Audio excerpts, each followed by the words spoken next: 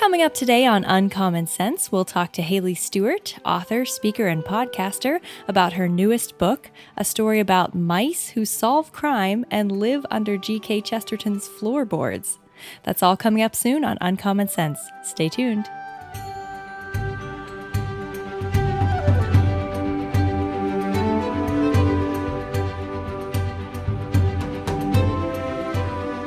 Hello and welcome to Uncommon Sense, the official podcast of the Society of Gilbert Keith Chesterton.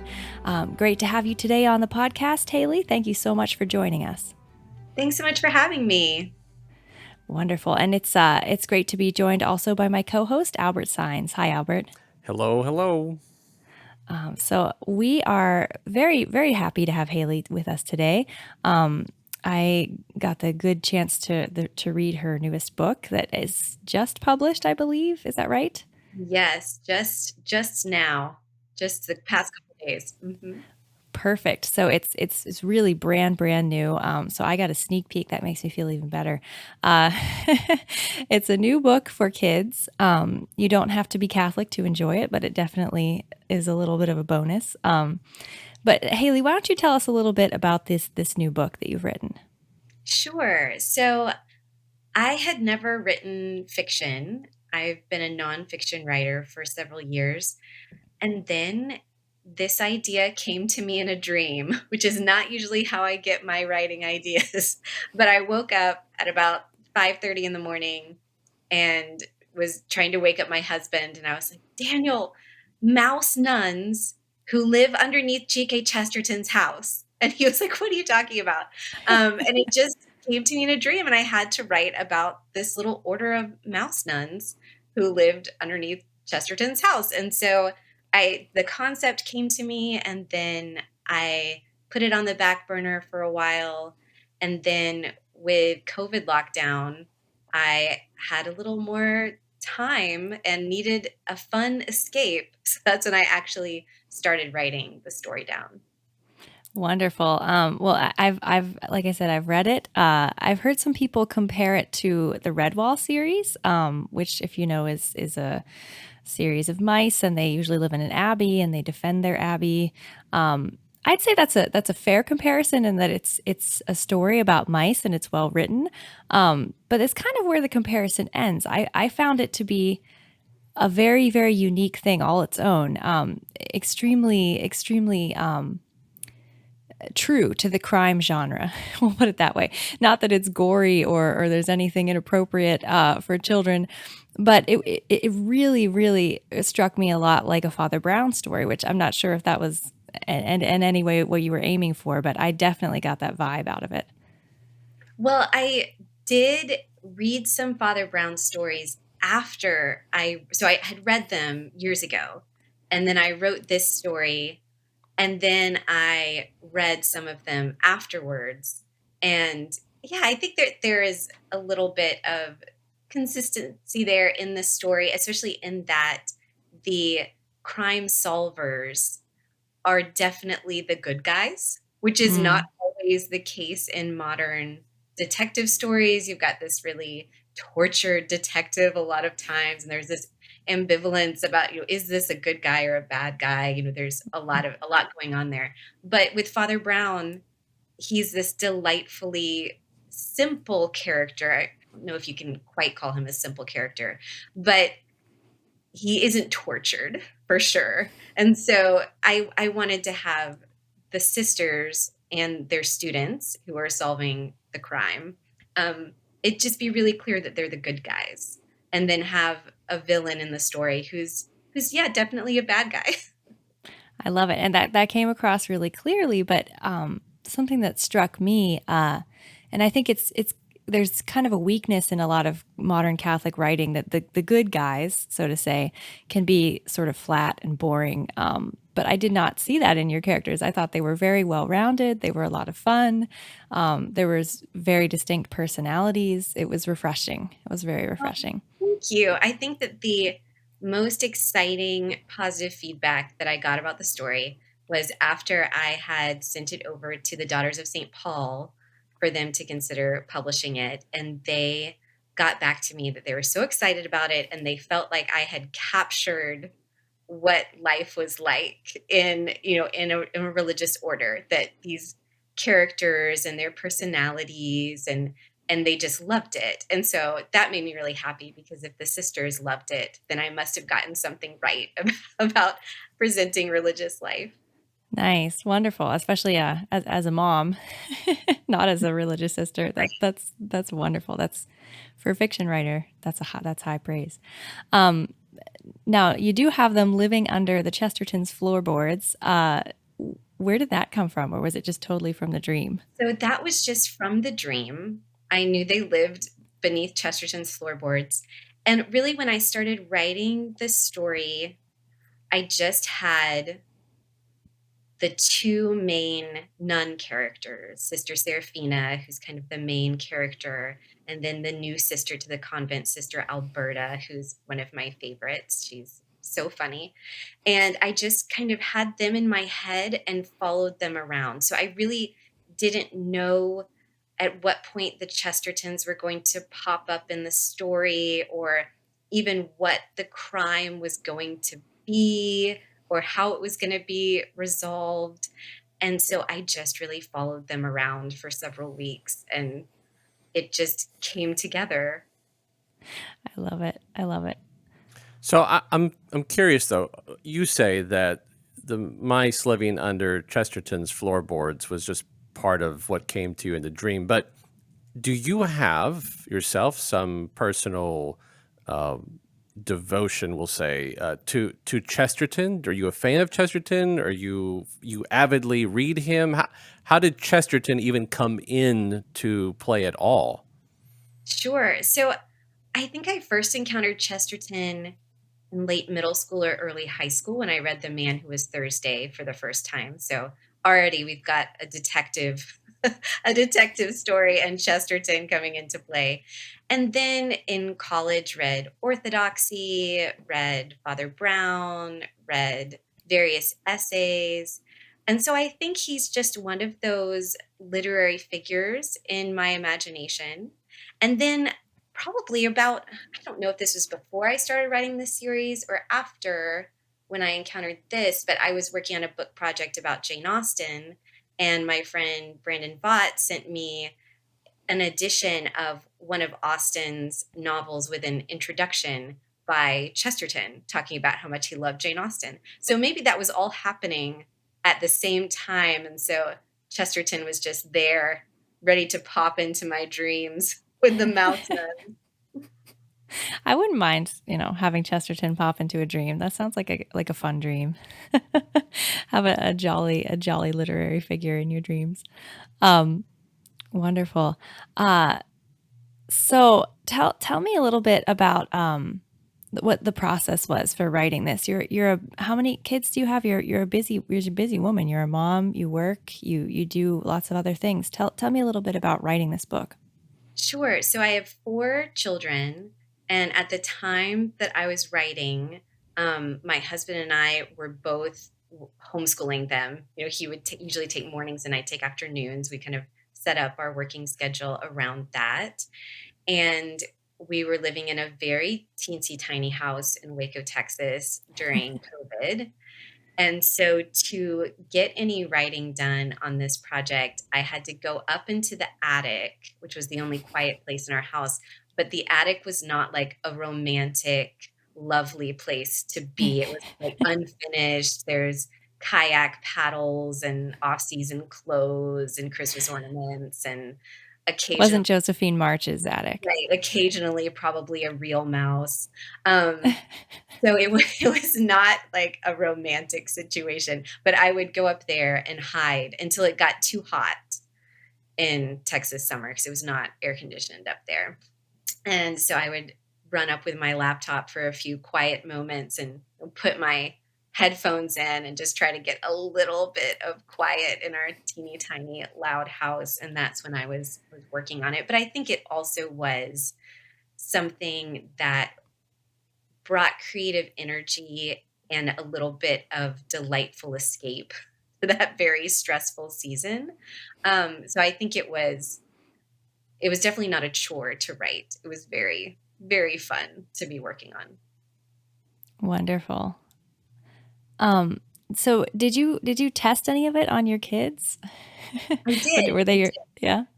They were my little test subjects, and actually my son, I had written part of it and I was reading it aloud to him and telling him about it. He's my oldest. And I still hadn't decided what the mystery was going to be in the first one.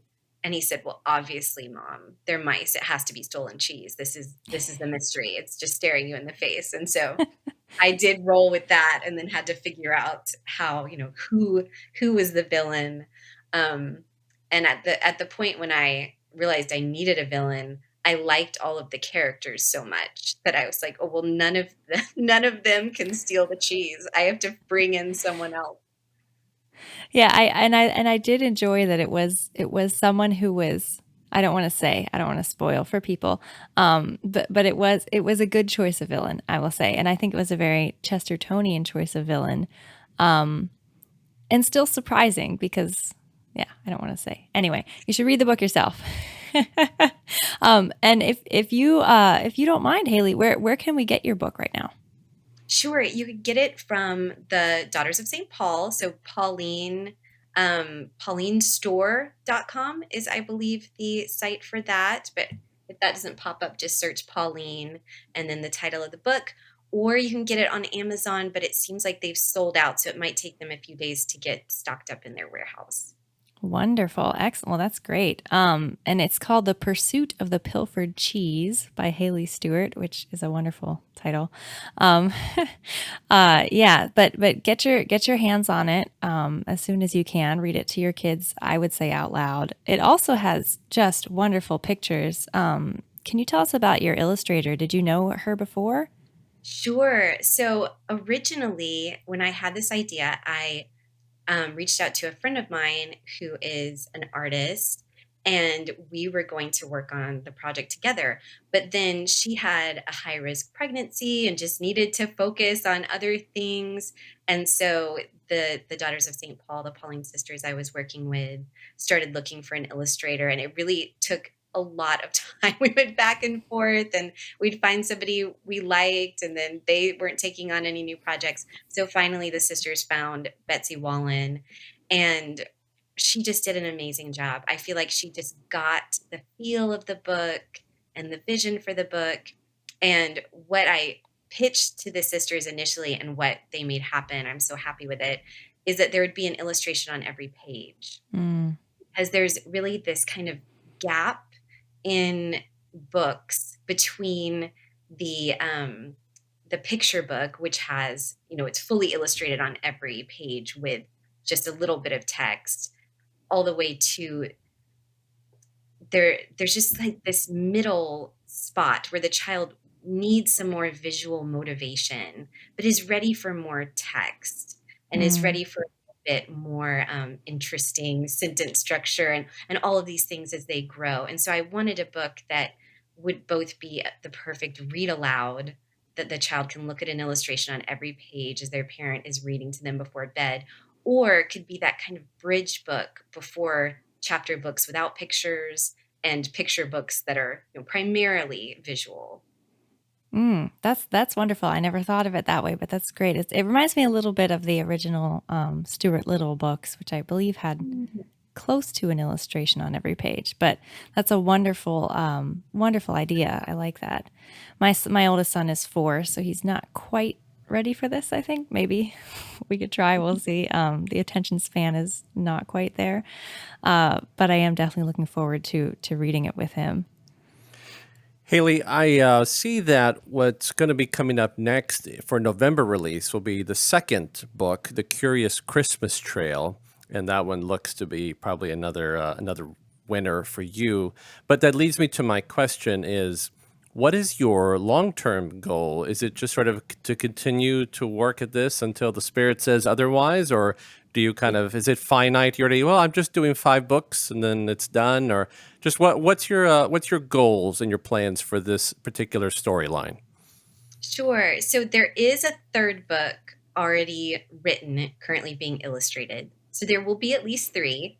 And the sisters and I have been talking about a fourth book, because currently we have kind of a spring story, a Christmas story, a summer story, we need a fall story, perhaps, to round Mm. out this series. So that may happen, but I haven't yet been inspired by a brilliant idea for the plot. So I'm just kind of letting it simmer and then hoping to reach out to the Daughters of St. Paul if I have a stroke of inspiration. I suppose you could just go up to Vermont in a couple more weeks and hang out there and see if the inspiration for a fall I story really think probably I should go all the way to England if I'm that really, could work too. know. If you're traveling, why Right. not? I should probably reach out to Pauline Books and Media and say that I'd love to do another book, but I just need you to sponsor a trip. Yes. I mean, Done. surely, Done. surely that would go over well. Just the Lake District. That's all. Right. Oh my, that's wonderful. So, Haley, you obviously you said you were doing nonfiction before. This is your first sort of journey into the fiction world. You obviously have a love of literature. What is the importance of literature from your standpoint? Because literature right now is kind of all over the place, right? You have good literature, you have not so good literature, you have stuff that's just you don't even know how to describe it. So what is it? Like why is literature important from where you sit? hmm Well, this is something I could talk about all day, so I'm not sure how long your podcast is, but I'm excited to talk about this. So, I think that because we are wired for stories, God has designed us to understand and navigate the world with stories, which is why Jesus tells parables when he wants to communicate truths to his followers, because that's the way we're wired. That's how we learn. And so I think that's true of all of us, but children in particular are are are ready to receive this formation through story. And so the stories that they're told are really important. We think, what kind of stories are we telling them about themselves and about their world and where they fit into that world? And how do we form their ideas of vice and virtue and what it means to live a good life? And all of these things are wrapped up in the stories that we tell. And so I think that that is always where we should start when we're thinking about literature. And and then from there, thinking about how do good stories point us towards the true and the good and the beautiful? How do they help us have kind of companions on the way to live our lives with? When I think about the stories that have really formed and shaped me, those characters are like friends that walk with me every day that I think about. And so I think that all of those things together, forming the moral imagination, giving us friends to journey with, to understand where we fit into the world and how to live well in the world. I think that that is the foundation of good literature, why it matters to us. And then also it gives us this common language to communicate with other people. You think about the stories that are important to your family that then you reference, and you mention the characters and you make jokes about, and those stories form your family culture. And then think about it more broadly, the stories that we share as a culture, that these stories are so important. I think about Harry Potter, for instance, is probably one of the only stories that are really shared across my whole generation of millennials. We all read this book, and so it is really important to my generation because it's one of the few stories that we have to communicate, that one of the few common languages we have to share, where in the past everyone would have known all the Old Testament Bible stories, or everybody would have known Shakespeare. And so it's like we're longing to have these stories in common, partly so we know even how to communicate with each other. That's really strong. I love that. Um, and it kind of reminds me too of this. So when Solzhenitsyn got the Nobel Peace Prize, he gave a beautiful speech about literature, and he said something like, I'm going to butcher this, but it was something like literature is like how we sort of talk across languages and across cultures too. And I don't know, that struck, I've loved literature all my life, and it struck me as so true that this is kind of how we help each other really empathize in a way that you can't do just by telling people facts or by giving them an arithmetic exercise. You have to tell them through a story. Very, very cool. I think what's Absolutely. also, I'm sorry, I was thinking about what Gretlen said, and I think also what it does is it allows for stories to sort of be carried across through time, right? Whether your story is a period piece or it's a story from 19th century, England, Jane Austen, for instance, right? So you look at Sense and Sensibility, Emma, Persuasion, Pride and Prejudice. You look at that whole collection, and it sort of transports you, right? And not only is it telling a story, but it gives you some sense of the period, of the people, and you feel like you're learning. Not only are you engaging with the characters, and you take your story, it's present day, but you go back to Chesterton's time, and you feel again that sort of you're being transported. So not only are you sort of engaging yourself with these characters, but you engage yourself almost in a way that you're really letting your imagination come into play, but in a good way, because a lot of these stories engage the imagination in a really bad way. They just sort of infect the mind.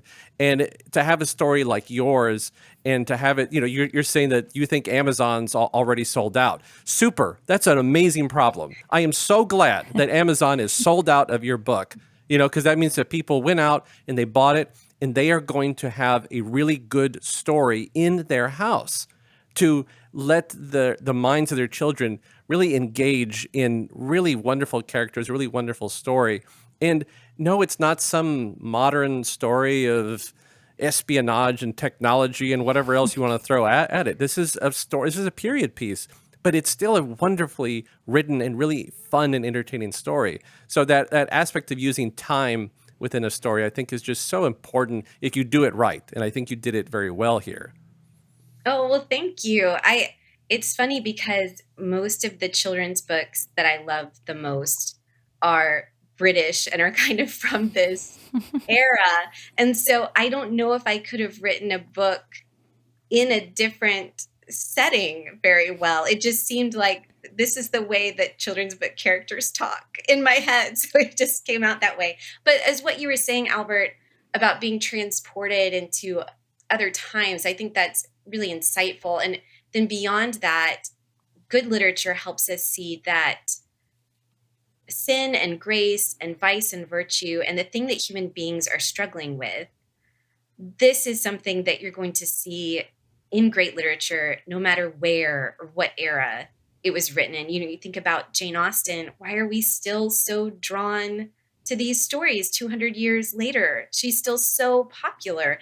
And it's because these characters, even though they're in England in the Regency era, and we on the surface don't have much in common with them, we have so much in common with them. They're incredibly relatable. And so I think that that's another interesting piece of reading literature, and what makes good literature is that they're tackling the big questions in a way that's really interesting and compelling, and helps put us into this different setting so that we have this almost safe space for our imagination to run wild and think through the big questions. Nice. And I think that's part of what makes a good story is it does deal with those universal truths. Even if it's, I read some books that were really well written and they sort of copped out on the universal truth right at the end or whatever. And it's like, it leaves you feeling like gypped, like you were cheated. And it's always wonderful to read some really good literature that okay, it feels right at the end. This is how it should be. This is the correct thing. Yeah. And I think that, and just one more piece of these stories and kind of what went into writing them is, I think that a lot of times for those of us who don't choose religious life, and families out in the world, like my children don't have a lot of interaction with religious sisters, for Mm. instance. They're old school. They had some wonderful Dominican sisters, but they're new school. They don't have any sisters. And so I did want to present kind of a picture of religious life just to plant that in a child's imagination to say Mm. it's an option too. You know, maybe this is something that will pop up in your life at some point and you'll go, oh, I want to go on that discernment retreat or something. And part of it is I remember these mouse nuns that delighted me when I was a little girl. And they're beautiful, joyful characters. They're clearly fulfilled. They're not, these nuns in a tower wishing that they had chosen something different. They're just perfectly happy mouse nuns.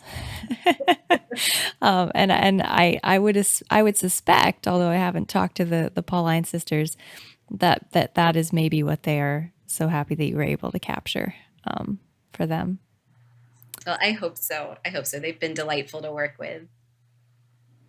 Well, that was really wonderful talking to you, Haley. Thank you so very, very much for being on the podcast with us today. Is there anything else you'd like to leave us with? Anything about your book or writing or literature in general or detective stories, anything at all? Oh goodness. That's a lot of pressure. Okay, I will throw one more thing because I'm working on a talk for the Well Read Mom Conference, which is going to be a lot of fun in mid-October. And one of the kind of theme of one of my talks is about how good books and good stories can be this door in the wall of to help us get out of our cynicism or just our day to day that we get mired down in, and gives Mm, us this vision of what else is possible and what else we could do and what else we could be. And so just thinking about the books that were formative for me, especially for children reading, thinking about how these books helped me understand what sort of things I could do and what sort of person I could become, even beyond what I maybe could have imagined for myself without having read those stories. And even helping us imagine that we could be brave, for instance, mm, when we're not feeling brave, or that we could have certain virtues or do something extraordinary. I think that that is another really important piece of literature that we're kind of forming and strengthening our imagination to help us escape from what is actually less real in our day to day, but feels very real, into what mm, is more real.